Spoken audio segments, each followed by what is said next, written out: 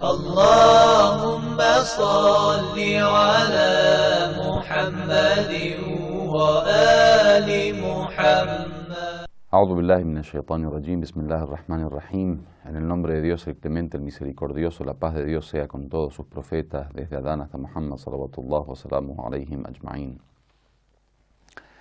La clase de hoy tiene que ver con los caminos que nos permiten llegar a Dios. Si recuerdan, en la clase anterior habíamos hablado de la importancia de la cercanía de Dios y habíamos dicho que uno de los objetivos en la purificación del alma y en el perfeccionamiento del alma es poder lograr la cercanía de Dios.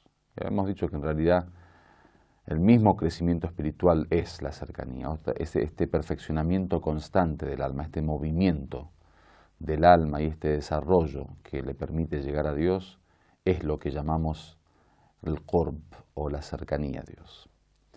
En aquel momento habíamos dicho, si recuerdan, que una de las formas o uno de los métodos es justamente conocer los caminos que nos permiten llegar a Dios. El ser humano tiene que comenzar desde la conciencia y de ahí pasar a la acción. Es decir, que si uno no conoce y no sabe de qué forma llegar a Dios, se hace imposible. Es por eso que la acción está y depende, digamos, está basada en el conocimiento y depende del conocimiento.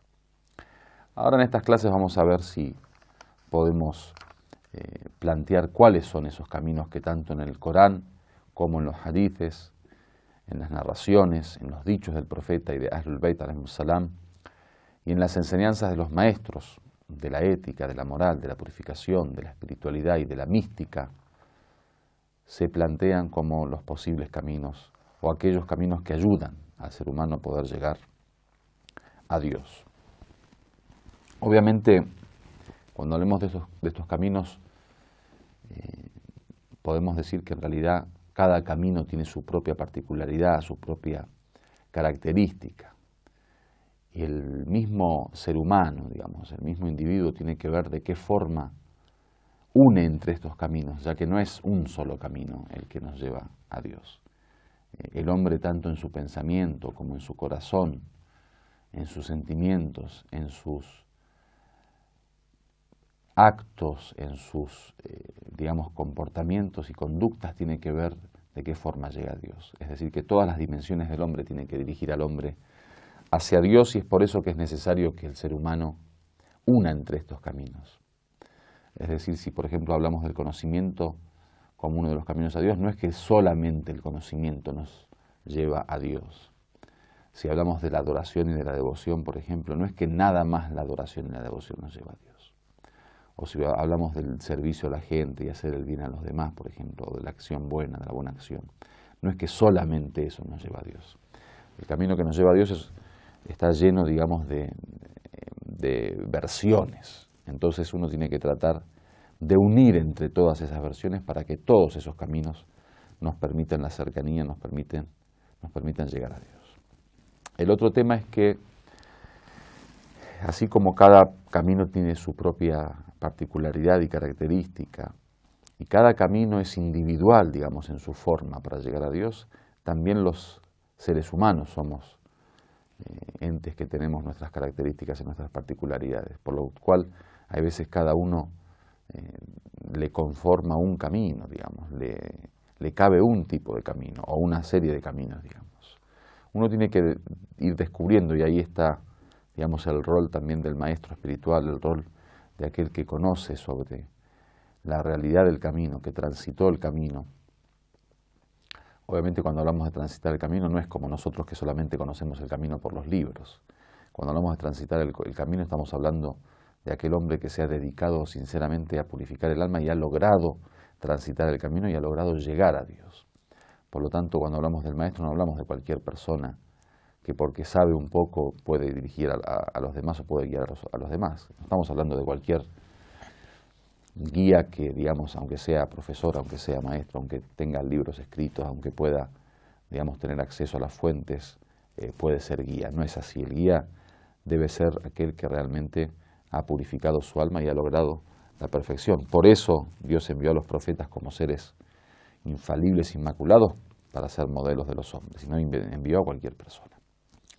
En ausencia de los profetas son los imames, obviamente, los que guían a la humanidad, y en ausencia de los imames, los grandes sabios, los grandes místicos, los grandes hombres que realmente se han perfeccionado y han perfeccionado su carácter y han logrado ese estado de perfección.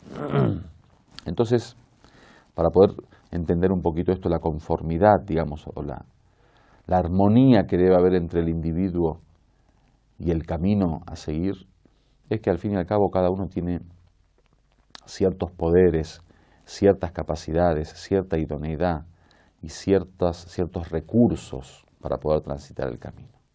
Y cada camino tiene su propio estilo, entonces uno tiene que tratar de elegir el camino, los caminos hacia Dios que uno pueda transitar.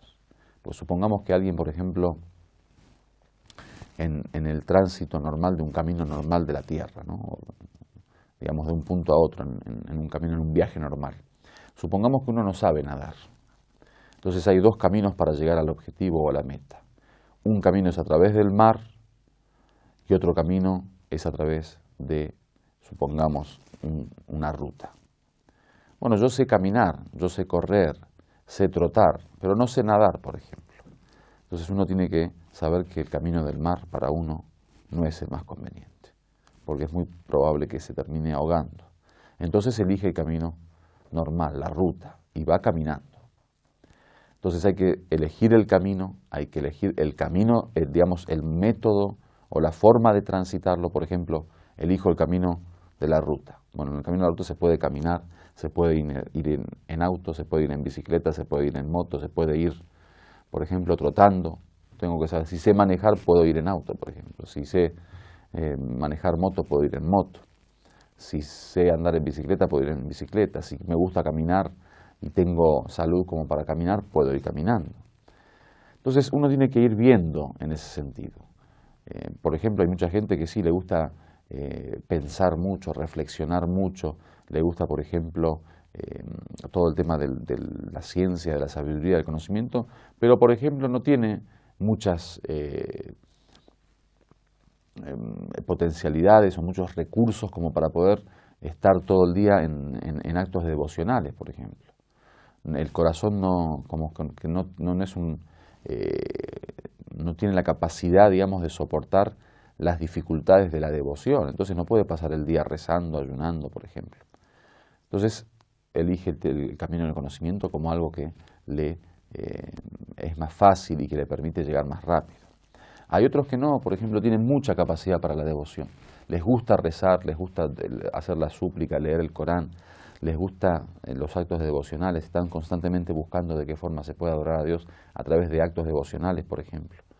Y, por ejemplo, no le gusta leer, no le gusta el conocimiento, no le gusta el tema de estar constantemente investigando. Entonces esa persona puede ser que elija el camino del rezo, el camino del duá, el camino de la súplica, el camino del recuerdo de Dios. Entonces cada uno tiene que ir viendo, como dije, cuáles son sus propios poderes, sus propias capacidades, para qué es idóneo, su propia conveniencia, qué es lo que le conviene para su cuerpo, para su salud, para su mente, para la sanidad del ser humano.